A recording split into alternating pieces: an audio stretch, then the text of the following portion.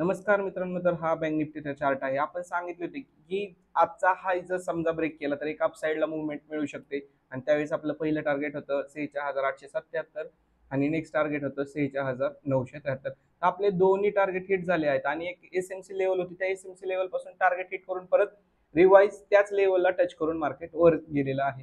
तर बघूया निफ्टीमध्ये काय झालेलं आहे. निफ्टीमध्ये आपण सांगितलं होतं की 22,065 ची लेवल ज्यावेळेस ब्रेक करेल आणि एक रिटेस्ट करेल, रिटेस्ट केल्यानंतर मार्केट म्हणजे थोडक्यात सस्टेन राहिलं तर मार्केट अपसाईडला जाऊ शकतं. त्यावेळेस आपलं पहिलं टार्गेट होतं 22,110, त्याच्यानंतर दुसरं टार्गेट होतं 22,166 आणि 22,188.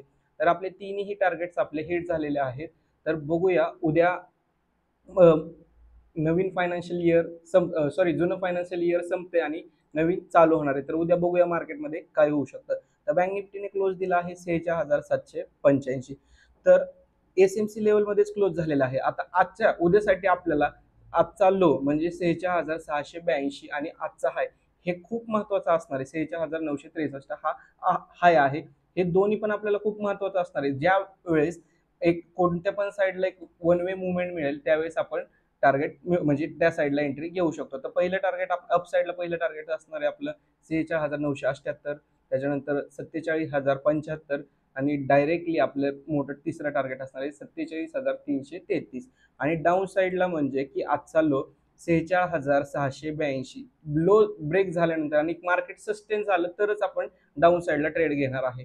त्यावेळेस आपलं पहिलं टार्गेट असणार आहे 46,563, त्याच्यानंतर 46,360 आणि त्याच्यानंतर लास्ट वाला टार्गेट असणार आहे 46,267. असे 3 टार्गेट्स आपल्याला असणार आहेत अपसाईड आणि डाऊन साईड. तर निफ्टीमध्ये बघूया की काय होऊ शकतं.